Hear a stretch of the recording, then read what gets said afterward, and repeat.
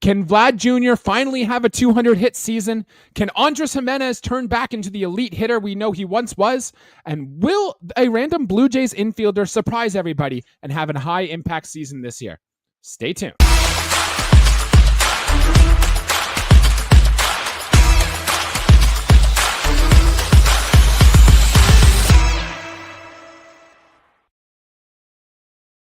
Good afternoon, everybody. It is Wednesday, January 29th, and welcome to episode 231 of Buds and Blue Jays. It's your place for all things related to the Toronto Blue Jays. I'm Jesse Burrell, joined as always by Jesse Tricio, and today on the show, we are going to look at all the Blue Jays infielders, do a deep dive on what our expectations are from these players. Can we get an MVP caliber season from Vladimir Guerrero Jr. in what might be a walk year?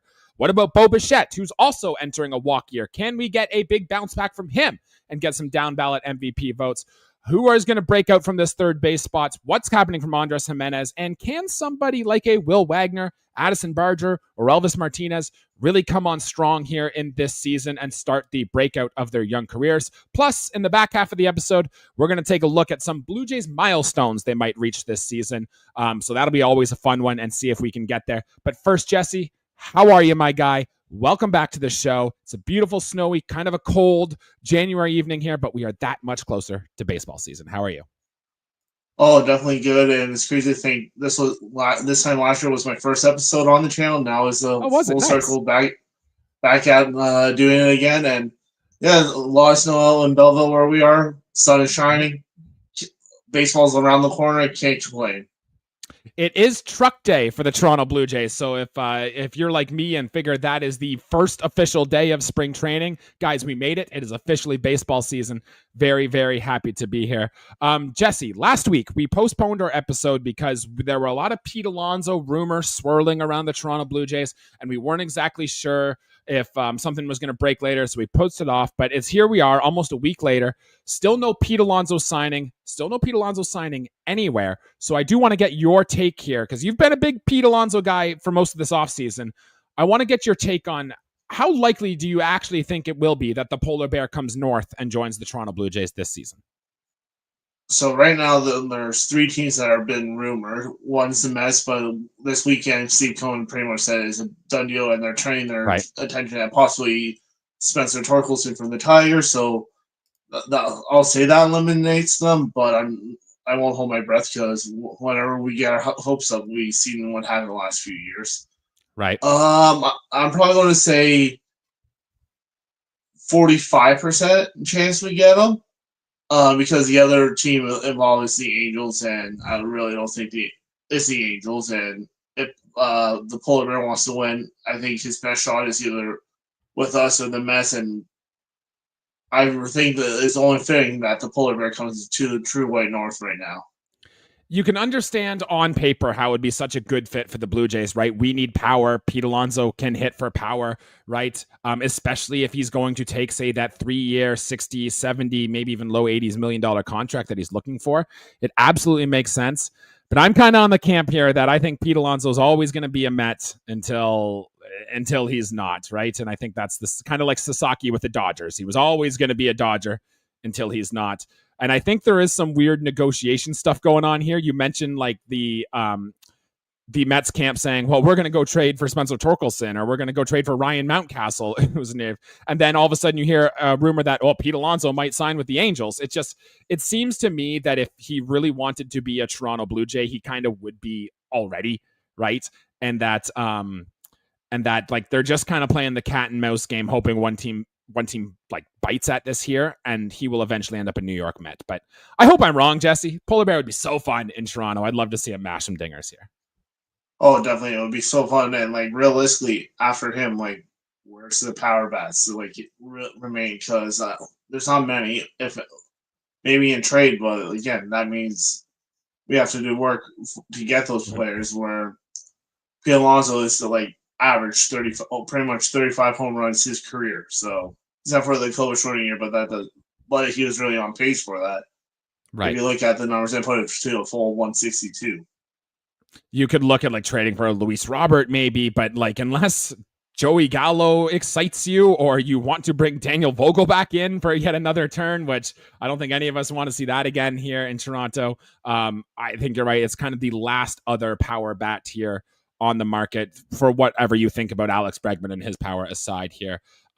We will see. We will stay tuned. If Pete Alonso does end up a Toronto Blue Jay, we will touch on that here. But Jesse, I want to touch on another free agent rumor that has kind of been circling around the Toronto Blue Jays lately. And this was a report from Mark Feizand of MLB.com, who has floated the name of Max Scherzer potentially joining the Toronto Blue Jays, and that he says, quote, the Blue Jays seem to be the preserved favorite right now to sign Max Scherzer. So, thoughts on this and how it would affect our team?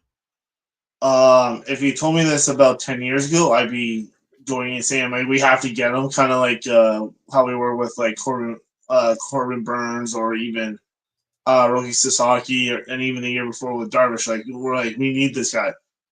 Now I'm like it'd be cool to have him just because of what he is and the legacy and like just what the type of player he is, and like his resume. But it definitely would make our rotation a little bit scary if you put him in the 5 spot, and then we put Yuri Rodriguez in as like a 6-man / stretch. All depend. I think that would definitely give us more depth in our rotation, which we drastically don't have and really need. So like, because realistically, if someone goes down, who are we going up? Like Jake Bloss, Adam Mackill. Like, right. I'd rather at least we got Scherzer that gives us a bit of depth on the major league rotation. Yeah, the thing about Max Scherzer is that he's not going to sign for long term. So even if it's a 1-year deal, I've always been in the camp that there's no such thing as a bad 1-year deal. I do not think he's anywhere close to that elite pitcher he was a long time ago too. But you know, he kind of lost some of his stuff last year. But I think he can still be effective, probably a league average starter, like you said. Put him in that 5 spot, and even if he only pitches 100 or so innings, you kind of pair that with Yariel Rodriguez, who you're trying to increase his limits on, and that could make a lot of sense here. My thought with Scherzer, and if you read the article, there are some points about this in here too. It's that it's not about money for him. Like Scherzer's already made $300+ million in his career, and this stage in his career, he probably wants to go to a team where he has his best chance to win. And I think he's looking at Toronto, and he's afraid if we underperform like we did last year, we'll do what we did with Justin Turner and Isaiah Kiner-Falefa and Kevin Kiermaier and just ship them away at the trade deadline. And I think the last thing that Max Scherzer wants. It's kind of what I thought with Pete Alonso. Like, if he wanted, if the Blue Jays were really his best offer and he wanted to be in Toronto, he would have signed here already. So it could make sense. Maybe the two sides will bike at each other, but I think Max Scherzer is kind of holding out hope that a contender somewhere will throw money at him. Oh, definitely. And like, again, it's like he already had that happen once when he was on the Mets a few years ago when they shipped him to the Rangers, where they picked up like their prospect pool of like Acuna, and I can't remember who else, but I just know Acuna was part of that package. It's like, I don't think he wants to do that again.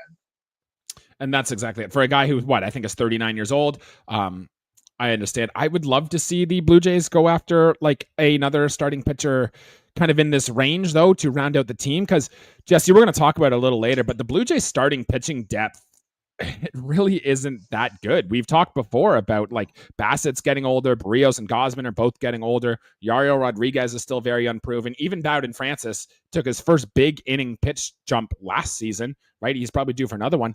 And then who's next on that list? It's Jake Bloss, who pitched a lot of innings last season, right? But still has stuff to prove. And then is it Eric Lauer? Is it newly re-signed Adam Kloffenstein, who we'll touch on in a minute here? Like, there are some very serious starting pitching depth going on in this system. So acquiring more starting pitchers as we get to spring should be a priority.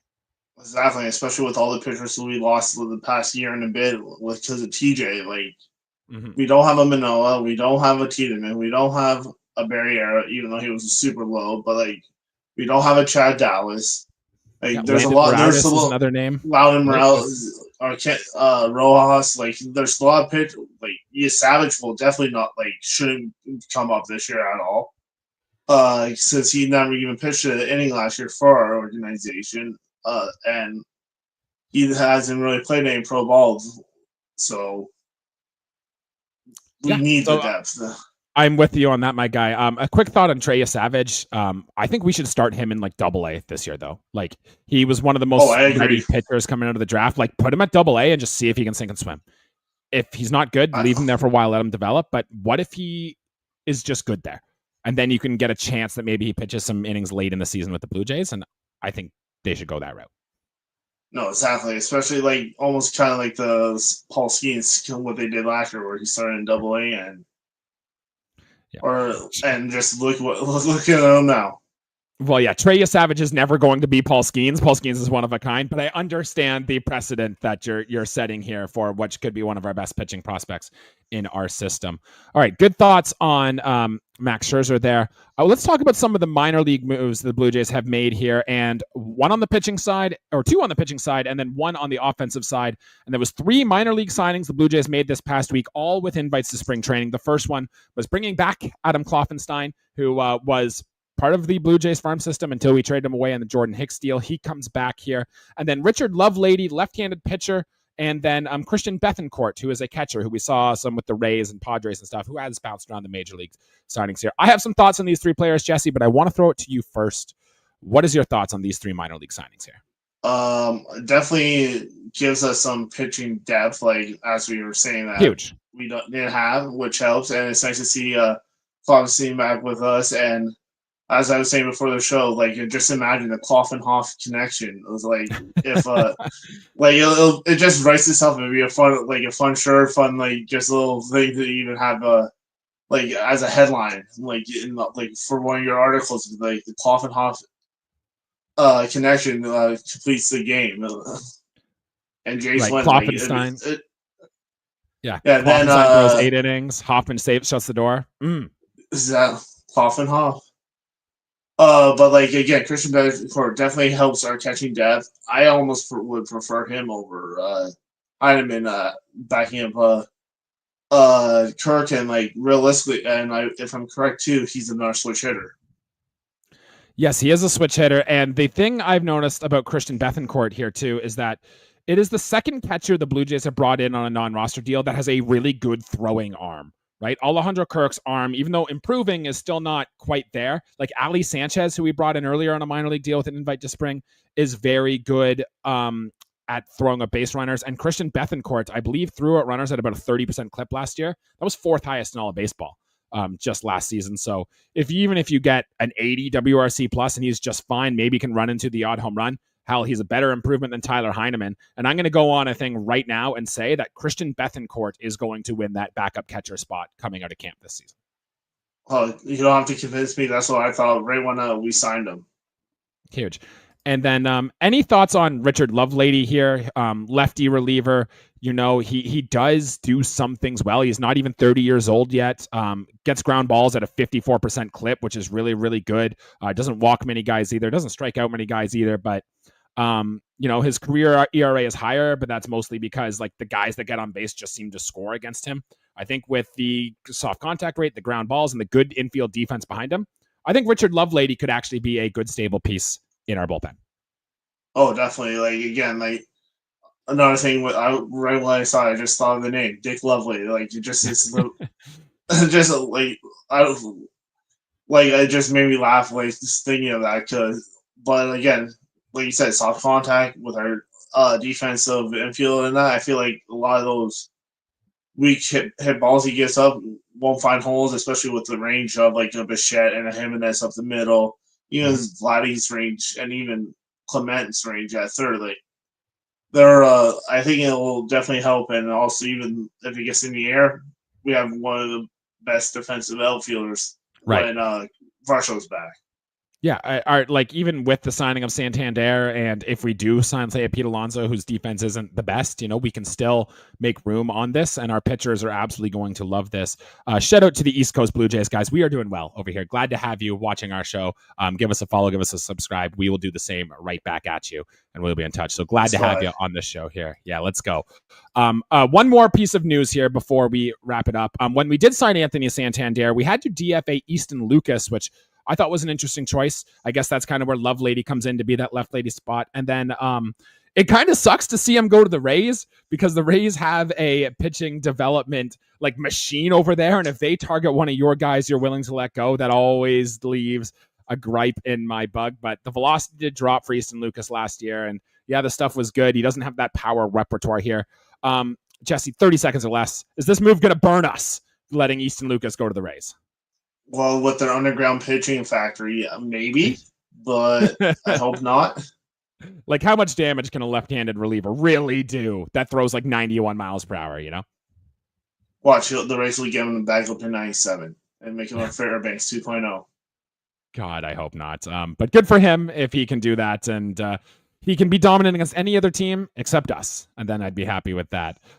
Good stuff there. Jesse, did you have any more thoughts on the Anthony Santander signing now that we're 2 weeks past this?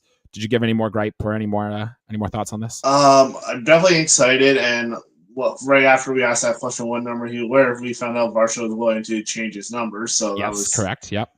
So it's good to see that he actually got to keep his number. And like, if he can do what a legendary number 25 for the Jays did in the past, I will definitely be happy. And that being what Carlos Delgado was for the Jays. Mm-hmm.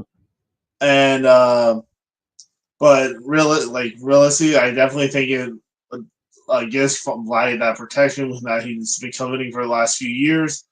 And now if we sign Alonso, like I think that would be almost as scary as 2021's lineup, even as 2015's lineup, with that power of the 3-4-5 or 2-6, like 2-6. Like with Santander, there's so much more fear in the lineup compared to last year, where you had Kirk like being the 4-hole hitter who will just Spencer Horwitz was sitting behind Vlad for a large part of the season last year, and not a knock on him. He's just Santander is a little more scary to pitch to than Spencer Horwitz was. So I see your point there. I'm with you. I think my spot still stands. I think years 3 through 5 of this deal, you might not get the best player, but I don't think it matters. He's not making a ton of money. He's not a huge cap hit against the AAV. And, at minimum, he's going to hit you 30 some bombs. And at worst case scenario, at the back end of that contract, he's Kendrys Morales. And that, say what you want about Kendrys Morales, he still had some decent years here with the Toronto Blue Jays. So I'm not too worried about it there. All right. Any last thoughts on those before we head on to the meat of the episode here? Let's go. I'm right for the main course. And I love myself some good, nicely cooked meat. Yes. Today, we're going from taters, from Tony Taters onto the main serving of power. We're getting a heap of here. I don't know. There's a pun there to be made. I'm missing it. Someone in the chat can come out and help us out with that. But the main part of the episode here is we wanted to look at the Blue Jays.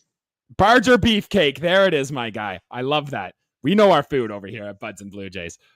Good stuff. But we wanted to go do a little deeper dive on the infielders of the Toronto Blue Jays, say like what our expectations are for these players, kind of set that in stone before spring training hits. Last episode, we did our catchers and we did our outfielders. So if you want to hear any of those, please make sure to go back and give that a listen. But the infield of the Toronto Blue Jays, Jesse, is so many question marks from who's going to be the studs. Do we get bounce backs from Bo Bichette? Is Andres Gimenez, like, who is he from the bat perspective? So we got interesting thoughts of that. And then there's a lot of guys who are going to be competing for that third base role, who are going to be on the bench with the Toronto Blue Jays, all of them with different levels of intrigue and excitement and maybe power potential. Like, there is so much going on here. So I thought we need to get our thoughts here on all of them. And Jesse, we've got to start with the big boy. It's Vladimir Guerrero Jr., who bounced back last season after 2 very subpar seasons and was a monster last season. 323, 396 on base, 544 slugging, 30 home runs, 1 hit shy of 200, over 100 RBIs, and he stayed healthy for a third straight season, getting into 159 games and a 6.2 WAR season, his highest since his 2021 season. Jesse, my guy, what are your expectations for Vlad Jr. going into a critical 2025 season? As I've heard in on the Just Baseball podcast, when they were doing their top 10 first baseman, they ranked him number 2 of all the first basemen and all that in the league. Yeah. Vladdy in a contract year, after having a resurgence this year, he's going to be terrifying. Like, especially when he has protection behind him, and with Santander, like he's going to give pitchers night terrors, not even nightmares, night terrors, because like this is a Bo contract year, and you know how players are on contract years. They go like Super Saiyan, like new, like just scary mode. Mm-hmm. Well, yes, Jesse, that leaves me feeling awesome that we're going to get a monster season from Vladimir Guerrero Jr. I hope that's right. I hope he mashes more baseballs than he ever has before. Two things. One, if this is truly a contract year for him here, which I kind of hope it's not, because I kind of hope we get an extension done. But if we don't, and he goes into the season on the last year of his contract, there is some data that shows that players stay healthy in their contract year. So note that for Bo Bichette as we get to him here. But yeah, like he's going to be 26 years old here now. He's coming into like his prime of his career should be these next few years coming up. He's coming off a season where like he didn't hit many home runs early, but he did a lot for the second half. He turned into that more complete hitter. Like Jesse, I'm thinking there could be a realistic situation where 35 home runs, he'll hit you over 300. He'll get those over 200 plus runs plus RBIs, and he's getting MVP votes. And if this Blue Jays team surprises people and comes a run at a wild card position, you could be looking at Vladimir Guerrero Jr. being an MVP this season. There is a case that happens. Oh, definitely, and like I can feel like he can almost be like an 8-WAR player just with how with what he does. Like, yeah, he doesn't steal the bases, but like with his offense and what he can do, and especially like we saw in 2021 when it was like I believe it was like an 8-WAR he had that year. I could be wrong on the number, but like I feel like he can be in the judge and like that elite number of power and like WAR for his team with how much he like is for that team, like what he is for the Jays. Yeah, 6.7 more in that 2021 season. But still up there, quite good. Second in MVP voting behind only Shohei Ohtani that year, as we know. Good things can happen there. How do you think, because we got to touch about this too, Vlad did get into a few games at third base last season. How many games, if you could put a number on it now, that Vlad plays at third base this year? Well, as of right now, because Alonso's still not a Blue Jay, I say maybe 15. Okay. And how many 15 to 20. Anytime he's there at 30, it'll be a start. Okay. Because, yeah, I guess that makes sense, you know? Yeah, then if we get, obviously, if Alonso comes here, I'll say 130. Well, you think he's going to be the regular third baseman if that's the case? If Alonso's here, I would definitely say that. Okay, I don't think I agree with you on that one. I think they would probably put one of them at DH more often than not, and they would run with like Ernie Clement still at third base, because I think the Blue Jays just love that defense Ernie Clement provides so much over at third base, and plus like there are other intriguing options there, but we'll touch on that too. Projections for Vlad have him at just 26 home runs and a 291 average, 861 OPS. Jesse, I don't think it's a surprise that you and I are both taking the over on those numbers, correct? Take my money on that over. Okay, I'm with you on that one. All right, good things coming for Vladimir Guerrero Jr. Let's move to his position mate across or beside him on the diamond, and that's newly acquired Andres Gimenez, who last season he hit just 252, on base less than 300, 638 OPS, got 9 home runs, did steal 30 bags though, which would have been by far the most on the Blue Jays, an 82 OPS plus. The walk rate really dropped for him, the barrel rate really dropped for him, but the defense was so good, he was still a 4-WAR player. He's now 2 seasons removed, Jesse, from his all-star 7.4 WAR season. The quality of contact needs to improve, but I think if he can be a league average hitter, think like what Isaiah Kiner-Falefa did in his half a season here. If we can get that type of offensive production from Andres Gimenez with the chance for even more, I think that's what my expectations are, at least for Andres Gimenez this year. But what are yours? Well, I gotta say that I have the love for the glove for Jimenez, and like I feel like he can again. I said put the comp, like I feel like he with his defense will be like what Robbie Alomar was for the Jays in the 92-93 season. Yeah, I definitely can say I'm hoping for definitely it'd be nice if we had that 7-WAR season he had in 2022, but I'd be fine with like what IKF did for us, or even just what almost even like a Spencer Ford was kind of a season where like not with a pat, like just get contact, get on base, then use those legs to cause havoc for on the opponents and just steal some bases and just so our big boys can drive you in. Right. The defense and base running is going to be there for Andres Gimenez no matter what, which will make him an everyday player. Like we're going to see a ton of him at second base. It's just going to come down to the bat. I think when we signed Andres Gimenez and we had Zach from the At the Corner podcast on our show to talk a lot about Andres Gimenez, he really struggled with the slider a lot. And Zach talked about how Andres Gimenez actually had previously talked before the trade to Toronto that he wanted to stop swinging at those like first pitches that were just on the fringes of the plate, like the real pitcher's pitches, right? He thought Andres Gimenez could be a little bit more patient and wait for his pitches in his spot. Then he can be a more productive hitter because he does do some things well. You know, he's never going to be like a 30 home run guy, even though he did get to 17 that one year, but the potential for double digits is still there. Hit a bunch of doubles, get on base. And I think that's all you're looking for is getting the pitches you can drive. And if the BABIP increases even a little bit here, then you're looking at a very solid, probably 4-win, 5-win, maybe even 6-win player, which is fantastic from the second base spot from a guy who's going to hit towards the bottom of our order. Well, exactly. I'd take that any day. I'd take that as well. The projections for Andres Gimenez, 264 average, 13 home runs, 25 stolen bases, and a 719 OPS. How do you feel about this? Don't hate it. Definitely want, let's say, I still think it'll be a little bit higher for the stolen base total, but I'd definitely be fine with those stat lines. Yeah, I think they're factoring it in that maybe just the Blue Jays as a team don't run as much as Cleveland did over the years, but I think John Schneider's going to let Andres Gimenez go. I think teams in general should be stealing more bases more. I think there's like a competitive edge that the teams aren't fully realizing yet. And I think Andres Gimenez can be a big part of that there.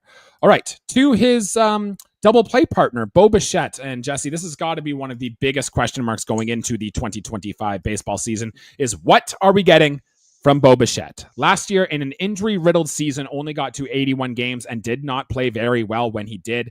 225 average, 277 on base, a 71 OPS plus, and a negative 0.3 WAR, and only 4 home runs, Jesse, in those 81 games, which I think was very surprising to a lot of Blue Jays fans there, that he was only able to leave the park 4 times. Jesse, I've got thoughts on Bo Bichette, but I want to hear yours first. What should our expectations be for Bo the Kid going into a walk year?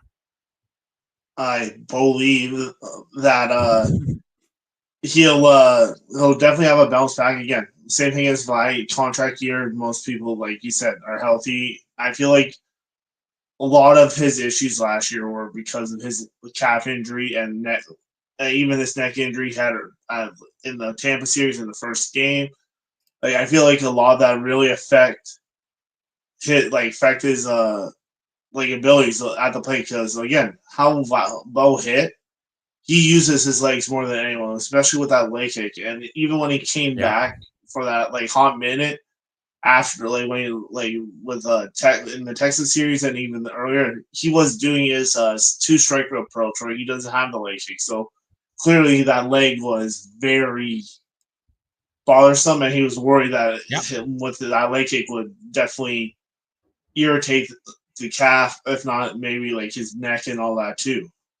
That's a good point. We saw late career Josh Donaldson really struggle with that calf injury. And once he got fully healed from that, went to Atlanta, he had another monster breakout year. So I think seeing Bo Bichette be fully past that calf injury probably goes a long way. It seems like he was coming back towards the end of the season from it anyway. And then he hurt his wrist fielding a grounder in a warm up. And then that shut him down. Broke his finger or something like that. Yeah, something like that too. So if it truly is past the calf, that finger injury, Danny Jansen gets like 15 of these a year. He's going to be in past that and he should be okay. And remember, Jesse, at this time last season, we were talking about how Bo Bichette might be in line for his best year yet, right? Like actually getting MVP votes, hitting in the mid-20s home runs.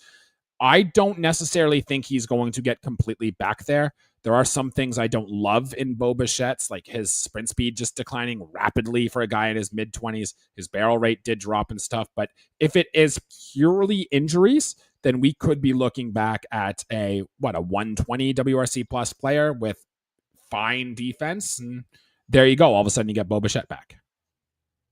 No, exactly. Like I feel like him being fully healthy will benefit no matter what. Do I think he'll be what like the September like we had a few years ago? No, Mhm. because that was just off the charts.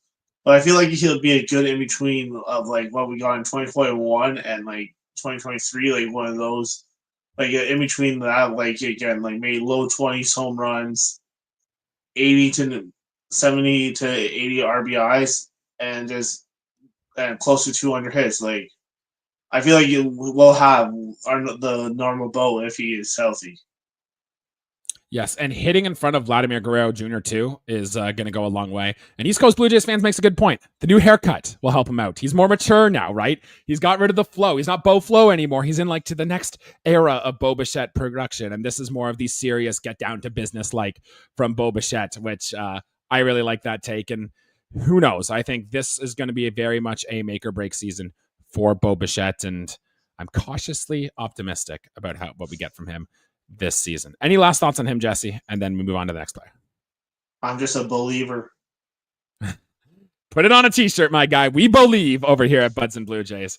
I love that. All right, the next player on the list, and we start getting into that third base position where things are getting a little more dicey with playing time and who's going to go what. But the leader in the clubhouse for that third base spot is probably Ernie Clement, right? Who did last season actually had a pretty good season.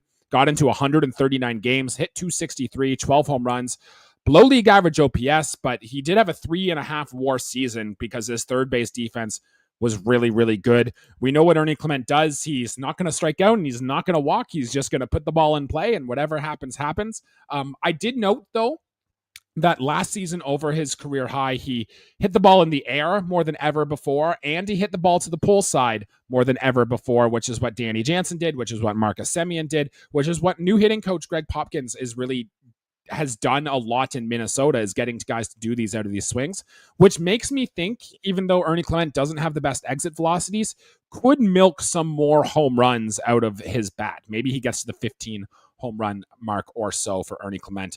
And you know he can hit them anywhere, whether they're at his feet or whether that is forehead. Ernie Clement can still hit these balls deep. So I'm intrigued with Ernie Clement. I still think there is another step forward he could take. But what are your thoughts on Ernie Clement here?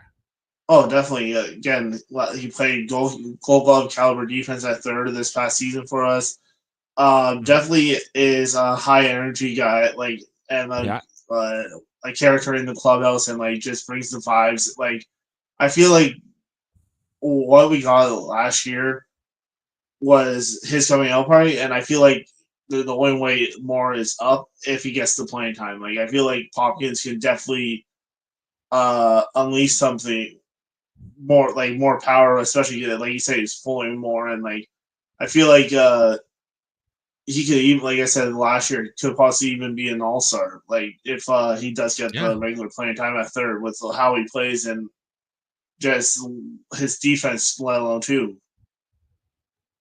I think Ernie Clement, like if there's a ground ball pitcher on the mound, so if like your Jose Barrios is up there or your Bowden Francis is up there, well, he maybe not so much Bowden Francis, but a guy who really puts the ball on the ground a lot more, then you probably want Ernie Clement starting at third. And if you're really looking for more offensive production, maybe you'll turn to some of the other guys we want later. But I will say, even if Ernie Clement doesn't start a lot of games for the Toronto Blue Jays this year, he's going to appear in a lot of them. Coming in off the games late, it's going to pinch hit against left-handed hitters. Like we're going to see quite a bit of Ernie Clement, assuming health, going to the season this year. And we don't need him to be a superstar. We just need him, if he can repeat that 3 WAR season he got last year, maybe in limited playing time, then we're laughing. You will take that and you'll take that production to the bank every time. No, exactly. As long as he gets the job done, I'm happy. All right. Now let's talk about some of these intriguing people. Some of these will end up on the bench. Some of these will end up starting the season in Buffalo, but these are all names that saw a little bit of time with the Toronto Blue Jays last year and had mixed results. There's a bunch of them here. Maybe, Jesse, we can kind of rapid fire through these. I'll take one, you take the other, and go from there. And I'll let you pick first, but out of Will Wagner, Davis Schneider, Leo Jimenez, Addison Barger, or Elvis Martinez, which one do you want to talk about? Oh, I'll talk about the good old Barger boy. The Barger boy. All right, let's hear it. All right. Well, I definitely feel like most of his playing time will probably be coming in the outfield, but right now he is a third baseman. He was drafted as a shortstop. I feel like year 2 will be a better. do think he possibly might start the season in Buffalo just because of how the cluster and if there's any more additions coming our way. But I definitely feel like this year, if he comes up or it starts with the team, I feel like it will be a big year, and he'll show why I'm so high on him and with all his tools he has, and also I feel like his strikeout rate and contact rate will go way higher than it was when he first came up because now he has that experience against major league pitching and his like you said, yeah, child being born, moving cities, definitely a lot of stuff going on there. Yeah, I love the talent from Madison Barger as well. He has one of the fastest swings on the Toronto Blue Jays, and because of that, I don't think we've seen his like max exit velocities yet. And if you know, he really struggled when he first got here. I think he went like 1 for 27 when he first came up. And if you look at his numbers from I think from the time we went to Wrigley Field when or maybe it was Baltimore and Camden when he hit that first home run, and then he really rolled off. He actually became like a league average hitter down the stretch, and he's only going to get better, especially if he can cut that strikeout percentage and increase that contact percentage. We did see him walk a lot more towards the end of the year too, which are all good signs you want to see from Addison Barger. Very intriguing player, and I do think it's going to be very interesting to see where he falls on this team, whether or not he does start in Buffalo or he moves on, because I do think there is still a very good player somewhere here in Addison Barger. Oh, definitely. I've said it before. I feel like he'll be a future MVP one day. He'll have to get the playing time and he'll have to make those contact adjustments, but it's a lot of ifs, but you never know. Like, this guy's got the talent, and there definitely is a case where you can see that happening. I'm going to touch on Davis Schneider for my next one here. I just wrote a piece on Davis Schneider at jcenter.com. I would like everybody to go check that out if you want to read more. But the main point on Davis Schneider is that he really struggled, especially against the fastball last season. Was not very good, and pitchers knew it. And in retrospect, maybe it was best you probably don't tell the media, hey, I kind of struggle against the high fastball. Pitchers listen to that, and then they throw it at you, and they keep throwing it at you until they prove you can't hit it. I am worried. We talked a little bit about Addison Barger's spot on this team. I am kind of worried now about Davis Schneider's spot on this team because his defense, although improving, is just okay. He's not a good base runner. That he spent most of the time at second base last season, while Andres Gimenez is going to spend a lot of time there this season. So his only really spot in the lineup is through DH or left field. And if he's not that good of a hitter, and he doesn't even mash lefties well as a right-handed bat, he's got 3 options remaining, Jesse. I'm really starting to think that we won't see much Davis Schneider on the big league club this season, unless there's an injury or something. But, hey, you don't hit a Josh Hader slider 423 feet by accident, so who knows? Give me a quick take on Davis Schneider. I definitely agree. I feel like he's either going to be in Buffalo because, again, like you said, there's a cluster like where he plays. There's so many people that have gone above him in the depth chart, or he's going to be in like a possible trade package if we're acquiring that power bat or another pitcher sure. Or even a reliever. Like I just feel like he's either Buffalo or possibly off the roster completely. Yeah, I think there is a non-zero chance he could be on the DFA limbo this offseason too, which would come as probably a bit of a shock, but I do think there is a chance there. 3 players, Jesse: Will Wagner, Leo Jimenez, and Orelvis Martinez. Who do you want to talk about next? I'll talk about Leo Jimenez. Okay, go for it. Well, obviously, he showed his versatility. The one thing I don't think he will be on the roster just because he acquired that more option because of his injury history, right. And all that. Guy needs to learn how to get away from the ball when he's in the batter's box because I've never seen someone be hit by a ball more than 30 plus times if you include his majors and his minors. Ridiculous. No, exactly. Like a guy needs to be wrapped in bubble wrap, because I'm worried that he'll become like James Jansen when a ball hits him and breaks a bone or he's out for a while. He showed his versatility. He definitely showed some pop. I know a friend of the show, Mish, is in love with him. Shout out to Mish. Yeah. And just like all he definitely has the tools. I feel like he would be a good death beat, but I just don't feel like he'll make the roster due to his option, having those options now. The one saving grace I think that might actually have Leo Jimenez make the opening day roster is that he is a good defensive shortstop, right? Because if Ernie Clement is starting at third, you have Bo and Andres Gimenez starting at second. You don't have another guy unless you really believe Addison Barger can still be, or Elvis Martinez can still be your shortstop.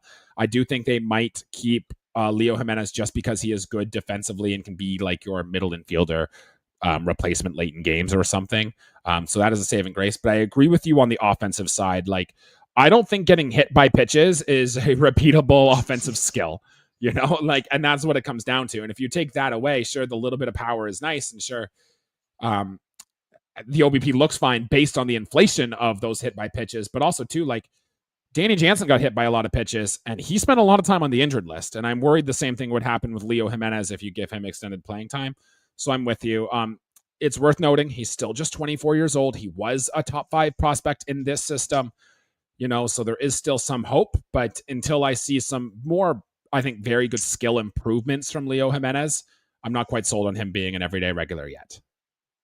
No, I agree. Like, I feel like he'll be like on that bus between the majors and minors until those options are up, and then see what happens there. Right, I am with you on that. That leaves us 2 more guys that are going to get some infield time this year, and I'll go with Will Wagner, who was acquired at the trade deadline. Shout out to his dad, Billy, who finally got into the Hall of Fame. I know old co-host Riley McConnell is loving that Bill Wagner got into the Hall of Fame. So good for him. But with Will, look, we know the story. He came up, and he absolutely surged in his 82 at-bats. He hit 305, 377, 2 home runs, accumulated 0.7 WAR in just those 82 at-bats. Now, your typical small sample size caveats all apply here, but he was very good in a pinch. 50% hard hit rate. And even if you look at his numbers in the minors, which was something that you brought up to me when we made the trade for him a while back, like 876 OPS in the minor leagues last year, like, that's not a fluke. And we saw him come in and do well. My only caveat is, he doesn't hit lefties well. Last year in the small sample, 57 WRC plus against lefties, but a 149 OPS against righties. And if we don't sign a Pete Alonso or another big bat to come in here, I think we almost have to give Will Wagner a run as our everyday DH against right-handed pitching. And got to remember too, Jesse, he was dealing with a knee injury almost all of last season. He has surgery in the offseason to cover from that. So imagine what a healthy Will Wagner can look like. Like, I don't think any of us are going to think he's going to do that, but all signs point to him being an above average hitter against right-handed pitching. Once you put him in part of a small side platoon with maybe the next guy we're going to talk about, it all seems to work together here. So I think we're all thumbs up on Will Wagner. No, definitely. I love just like what he did, especially with like a bad knee. Like, it's impressive. And also, I remember hearing it in an interview with him. They were talking about how he's so versatile, and they asked what his favorite position to play is. It isn't second or third or that. No, he loves playing first base, he says. So it's like, so like maybe like again, if we don't get Alonso, we have that backup for Vladdy to give like Vladdy a resting up like DH, or if Vladdy wants to play third. So there is that possibility, kind of like what we had with Kevin Biggio when Biggio would play first here and there. Yeah, and like, think about it last year too. Spencer Horowitz was the guy who backed up Vlad at first base most often, but what is Brandon Belt the year before that? Justin Turner got some time at first base last season. Will Wagner only got into 1 game at first base last year, but obviously there wasn't a spot for him. I think you're right. We might see a lot more Willie Wags at first base. But we talk about a platoon getting him in that bat should be with this other guy, and that is Orelvis Martinez, who I think a lot of Blue Jays fans have kind of forgot about him. He was the big talk of the minor league camps early last season. He hit 17 home runs in I think 87 minor league games. I don't have the rate on that, but that's phenomenal. He got called up to the Blue Jays. He played 1 game. He got a single and then was shut down for a PED suspension and could have returned in like the last game or 2, but they decided not to and left him off the roster. The power is still real, right? I personally don't think he hit those home runs because of PED suspension. Like, I think we're long past that of people doping to increase their stats. And from all accounts from him, it wasn't it was like a fertility drug he was taking because he wanted to start a family. He wasn't trying it to do it to be malicious. At least that's my thought on this suspension here. I think he's got nothing left to prove in the minors. Maybe you put him down there for a week or 2 just to get some game actions in, but I think Orelvis Martinez needs to be on this roster and is one of probably only 4 or 5 Blue Jays that have 30 home run potential. And for a team that needs offense, I think you got to give Orelvis a shot and try to have him run here. No, definitely agree. Like, yes, it definitely puts a sour taste in most fans. Most Jays fans like mouth when they know that when he came up, gets suspended for PDs. Like real, like Mhm. with how much of a dumpster fire last season was, it's like really you're gonna put this also on us. Um, Only thing like I saw like have a little concern with him is I don't know why, but like he left the Dominican Winter League and only played 4 games. But there was no news about injuries or anything like that. Like, why did he leave? Like, Good question. I do not know that either. Maybe we'll have to figure that out. I hope it's not an injury because that's the last thing we want, our players getting hurt at this point in the season. But I'm just dreaming, Jesse, of like a designated hitter platoon of Will Wagner against righties and Orelvis Martinez against lefties. And I think that can bring back kind of like the Chris Colabello, Justin Smoke platoon we had in that 2015 season, which was very, very productive whenever they got in there. And I can see the potential for that just being a very big plus for the Toronto Blue Jays this year. And like whoever it is, you hit them 6th in your lineup and they go, and you could have production out of that spot, even if each of those players is only playing half the games. no, definitely. Like, it could definitely work that way, or uh, even if he plays like a regular third base, like if he takes over for Clement, even though I know his defensive abilities aren't the greatest, but near was Edwin, and like again, there's time to like he's still young and he can develop those skills. Which I hope we see. All right, Jesse, to kind of wrap up our infielder preview here, out of all the potential infielders we talked about today, which one do you think is going to surprise us the most? I gotta go with my boy Addison Barger. I feel like people are like not really high on him, and I feel like he's going to show those 5 tools and like become a fan favorite, like as much of a favorite as he is for this show. I like that call. You know I love Addison Barger just as much as you do. I'm going to go with Vladimir Guerrero Jr., even though the expectations are still so high, soaring in that walk year. I do think he could really, really soar even one step further. And then the counter of that question, Jesse, is which one of these infielders do you think is going to disappoint us this season? Ooh. I know we want to talk about positives here and we want to be all happy, but statistics say it's going to happen. So which one is it going to be?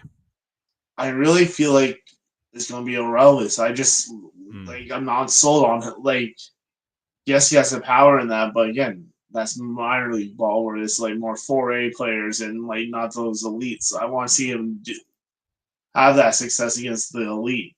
So I feel like he'll be Orelvis because there's all those expectations. All right. Boo. I hate that call, but probably a fair call there. And I'm going to go with one that's going to be even less popular, and I'll say Bo Bichette. I think he can get back to a league average hitter, but I don't think we're going to see that hitter we saw from 2021 through 2023, where he's 4 or 5 win seasons leading the American League in hits. I can't forget last season. I hope it was truly a health issue and everything is back, but I'm not buying that he can get back there, at least not next year. I can definitely see that too. Like I feel like he'll be somewhat there, but not the fully back. Mm-hmm. That's kind of what I'm thinking too. He'll definitely be better than he was last season, but again, I don't think he's going to be all the way back here. All right. Well, that wraps up our infielder previews. Next week on our episode, we will talk on pitching. We'll dive deep into our pitching staff before we really get into season preview mode, which is very exciting for us. But Jesse, I was looking through Baseball Reference, and 10 minutes left on our show here. I figured we can kind of take a look at some Blue Jays milestones that some players are chasing this year. Some of them are kind of fun. Some of them are kind of quirky. Some of them are your basic wins, strikeouts, whatever it may be. But I want to show you the statistic, and I want you to tell me how likely you are for that Blue Jay to reach that milestone this season. Got it? Sounds good. All right. So I found 10 of them here when throwing out these statistics, and they're going to be in no random order, but I want to start with the fun one, and that's Vladimir Guerrero Jr., who on his career is sitting at a nice even 160 home runs. So the question is, does he get to 200? Does he have that 40 home run season to get to 200 career home runs? The fan mode of me says yes because I want to see it, and like I said, he's going to go nuclear this year. Right. But knowing how his seat how hard it is now to hit home runs and all that, and bearing health and all that, I feel like he'll fall just short. Yeah, even if he hits 35 home runs this season, still a very good season for Vladimir Guerrero Jr. He's only reached the 40 plateau once, and that was in his 2021 season. So I'm with you. I do quite get there, but it will be really fun to watch if he's getting close to that number down at the end of the season. I really hope he does get there. My next one, Jesse.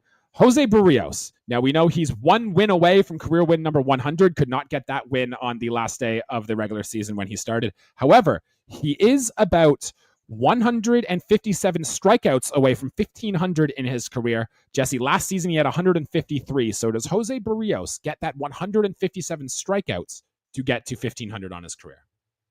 Oh, definitely does. I feel like last year was the resurgence of Barrios. I feel like it'll be even more dominant, like how he was when he first joined the Jays when we got him from Minnesota. Yeah, over 200 strikeouts in that split season between Minnesota and Toronto, and the year prior he had 184. So if he does that, he will get there in the number. I think this is mostly a question of, do you think Jose Barrios is going to stay healthy this year? And if you think he's going to stay healthy this year, then he probably hits this number. I'm going to go yes as well. One of the most durable pitchers in the game. I mean, he's on the wrong side of 30 now, so maybe there's an injury coming, but I'm going to be optimistic and think he gets there. Yeah, definitely. Like he's never missed a start in his career. I feel like he still won't. Yeah, bet on that until it doesn't happen, right? I'm with you on that one. All right, my next one is about our new second baseman, Andres Gimenez, who has 762 career total bases. So to get to 1,000 total bases, he'll need 238, which would be just slightly more than he had in his two subpar seasons, 2022 and 2023, where he fell just under that mark. So does newly acquired second baseman Andres Gimenez get to that 1,000 total base mark in his career this season? I think so. I feel like he'll be resurgence of his offensive ability, and plus, if his walk rate goes up, he'll definitely be getting on base and stealing a lot of bases for us Jays. So I feel like he'll get all those bases. I don't think that counts as total bases, though. I think total bases are just with the bat. So a single's 1, a double's 2, a triple, and a home run's 4. Walks and stolen bases don't count on that. Then if the steals don't count, then I'll definitely say I don't think he'll get it this year, but he'll be close. Okay, yeah. So 198 last year, and what was a down offensive season for Andres Gimenez. I don't know. His speed can turn some doubles into triples, singles into doubles, and if he keeps doing that, I think there's a chance to get there. I'm going to say he actually does get there. 238. He's going to have to stay healthy. He's going to have to be productive, but maybe he hits a little more than those 9 home runs. Maybe he hits 13, and next thing you know, he'll get there. That is something I'm rooting for. The next milestone for the Blue Jays this season goes to old man George Springer, who is currently sitting at 37.3 baseball reference WAR. So I want to know, will he get to the 40 career WAR by the end of the season, which means he would need to have a 2.7 WAR season to get there. Last year, he only had 1.1 WAR, so he needs to be better than he was last year. But he would have hit this number every year. In 2021 and 2022, he got there. In 2023, it was 2.1, so just shy. So are we thinking there is at least a 2.7, so almost a 3 WAR season in the store for George Springer this year? I hope so, because last year was dreadful, but I think he'll, again, just short. Yeah, there's a lot of red flags in from George Springer. The defense is getting worse too from George, and a lot of that number can, especially if the bat isn't around, can come from positive defense. And if that's falling off a cliff too, we need to see a very big offensive surge from George Springer. And I'm with you. I don't think we get there for George Springer, but it would sure be nice to see if he could bounce back. Oh, definitely. If he can, like I said, find the fountain of youth, then I think he'll be a great asset, and instead of not being an asset and more of a black hole like he was last year. Yeah, if George Springer isn't good this year, by the way, we need to not be afraid to ride his ass on the bench. And I hope John Schneider can do that, because he had hesitant taking George Springer out of the leadoff hole when it was actively hurting this team. benching him's a whole nother story. And I hope John Schneider's not afraid to do that if push comes to shove this season. My next milestone, Jesse, Chris Bassitt, who last season, he hit an MLB best, or maybe it's an MLB worst, 16 batters last year, which currently puts him at hitting 83 batters in his big league career. So does Chris Bassitt plunk 17 people this season and get to 100 career hit batters in his career? Why not? He might get pissed off at people and just hit someone on purpose. Like, it's like, you're annoying me. I'm just going to hit you so you can get on base. We have talked before about Chris Bassitt's like decline in commands, as he only had like one start, I believe, last year where he didn't walk anyone, and it was against the White Sox, so that doesn't count. So yes, I see that the hit battings can come into fashion here. I don't think he's going to quite get to 16. One, because I don't think he's going to be healthy all season.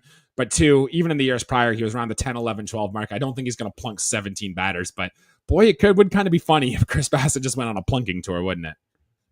Why not? Like, someone piss him off or like hit one of our players so we get the payback. Because I feel like he's the one, him or Mad Max, if the Jays get him. Like, oh, imagine we had him both.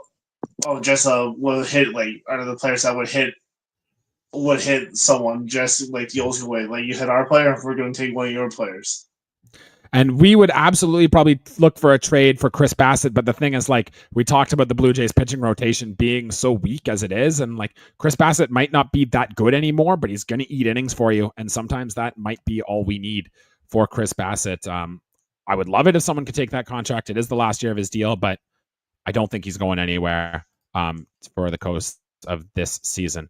All right, Jesse, we're halfway home. I've got 5 more here, 2 about Alejandro Kirk, and the other 3 are about relievers. So let's go to Kirk first here, and I have 2. He's 14 home runs away from 50 on his career, and he's 138 hits away from 500 on his career. Now, the most he's had in a career is 134, and that was in his 2022 All-Star season, but can he get there in hits, and can he hit 14 home runs to get to 50 in his career? I feel like the hits one, I see it happening more, especially now that his sprint speed is going up too. And if Hawkins can get him to hit the ball in the air, I definitely feel like he'll have some more instead of hanging into all those double plays he would hit into. So as long as he's not hanging into double plays like he did seem to do all the time last year, I can definitely see that. Homers, I feel like it could be close, but I feel like 14 is kind of a stretch for him, because I think his high is like maybe like 14 in his career. So I feel like he could maybe have 10, but that's about it. Yeah, I don't have the exact numbers on him now, but if you listen to our last episode, I am pretty high on Alejandro Kirk at the offensive game he can provide. I do think his power numbers are going to go up. He does look slimmer, which we will see more of when we get into spring training and we start seeing pictures and stuff like that. I think this year is going to be the best year for Alejandro Kirk yet, especially because like he's our guy at the catching position. Like he's gonna have more playing time than I think he's ever had in his career. So Alejandro Kirk's going to get a good run, and I think he's going to get there on both of those numbers this season. This next 3, Jesse, are relief pitcher ratings. And the first one, I'm going to go with Chad Green, who is just a simple career innings pitched one. 449 innings pitched on his career. Does he get the 51 to get to 500? For reference, he got 53 last season, pitching predominantly as our closer in the second half. Does Chad Green get there? I definitely think so, because knowing how many games the Jays are in the high leverage situations, he'll definitely be gaining those innings. Right. And you do see too, like your 7th inning guys and your 8th inning guys actually pitch more innings than your closer does. And the fact he got there at 53, he seems like he's healthy. He's past his injury issues. I think Chad Green gets there as well. Just don't blow up, Chad Green. Just be your league average self back there, and you should be a key part of this bullpen. Next one, Jimmy Garcia. He's at 431 career strikeouts. He needs a very nice 69 strikeouts to get to 500 on his career. It's something he's done twice, and he's been just under that number at least 3 more times in his career. Jimmy Garcia, strikeout weapon coming out of our bullpen. Does he get there? I think so, because again, like, if he pitches like how he did for the first bit with the Jays before his injuries, he'll absolutely yeah. But like if we get him happy median, I think he still will get it. Like I feel like he'll hit that milestone. I'm with you as well. He's got to stay healthy, and that's the one thing I'm kind of worried about because he did deal with injuries down the stretch last year, but the stuff is so good. If he's on the field, not a doubt in my mind he gets this number. And then the last one, Jesse, is about our new closer, Jeff Hoffman. Does he get to 100? And this is a baseball reference strat, games finished. So it's not necessarily saved. It's just, were you the last pitcher on the field to end the game? He's 57 on his career, so he needs 43 to get there. Now, note he was a starter earlier in his career, so that doesn't matter. For reference, Jesse, Chad Green, I think, got 41 of these last season, and he was only our closer for like the second half of the season. So do we think Jeff Hoffman will get there? These 43 games finished for the Blue Jays this year. Oh, I think so, because I definitely think, I think he'll have over 40 saves this year just as our closer. So yeah, if he gets that, he clears this no problem. No, exactly. That's why I think that, and it's obviously if he's just needs a day of work. If say the Jays he hasn't pitched in a while, I definitely feel like the Jays will put him in just to close it out in like a non-save situation, just so he gets to work. Yeah, and I want it to be referenced too that in his contract he signed, he does have like money escalators for the more innings pitch he gets. So that might means you see him maybe go for 2 innings or something if we get into extra innings and whatnot, because the Hoffman's so nasty. He could be so good. And, if the Blue Jays are going to play these close competitive games, Hoff to the races we go, my guy. So I'm with you. Just stay healthy because that failed physical and stuff could cause some issues. So as long as he does that, we should be in a good place. Jesse, that's all I got for projections. Is there one that you are more confident in out of all the other ones that you think he's going to get? I feel like the Hoffman one will definitely be the one I'm most confident about, because just knowing how the Jays are and how much they use their bullpen, and especially their closer, like we saw with Romano, and even with the last few years, he's going to be pitching like pretty much every other day. It'll seem like. Jesse, I do have one more actually before we wrap up here. Just give me a yes or no answer. But will any of these players get their first major league hit this season? Charles McAdoo, Josh Kasevich, Adrian Pinto, Arun Namala, or Dasan Brown? Will any of them get a major league hit this year? And if so, name it. It'll be Kasevich, Rodin, because you didn't even mention that. Yeah, Rodin's almost definitely going to. That's why I didn't mention it. And McAdoo, I feel like will get their first hit. Namala, I feel like it'll be in a year or two. Okay, and I feel like keep an eye on Dasan Brown. We got to our prospect episodes. He's going to be the one prospect that I think I'm excited for. I think there's a non-zero chance he kind of does what Jonathan Clase did last year, gets in like September or something, and can get up with a hit. But that is going to do it for our episode here today. Thank you everybody for tuning in. We are glad to have you next week on our episode, unless there is any breaking news, of course. We are going to dive deep on our starting rotation and our bullpen. We're going to explore the pitchers, and then we are getting very close to our season preview content. We've got something fun planned for the first episode of spring training, so make sure you stay tuned for that. We're going to have some guests on along the way. It's going to be a fun summer, so please make sure to like the video, subscribe to the channel. You can follow our show anywhere you can find our podcast. Interact with us on any of the social media platforms. Jesse and I have both been quite active on those. We will interact with you. We will follow along. You want to be one of our buds on Buds and Blue Jays? Then absolutely reach us out. We're looking forward to getting this season. Jesse, anything you want to give a shout out here before we head out? Oh, definitely want to wish a happy belated birthday to the walk-off Scott Belfort. Friend of the show. One of our buds has been a guest on the show. Hope you had a great birthday, and definitely look forward to seeing you at some games and having a beverage or two. Looking forward to that. And shout out to your cat, Jesse, who's joining you in behind the show here. Happy Truck Day to all of those involved. We will be back next week. Until then, let's go Blue Jays. Thanks, guys.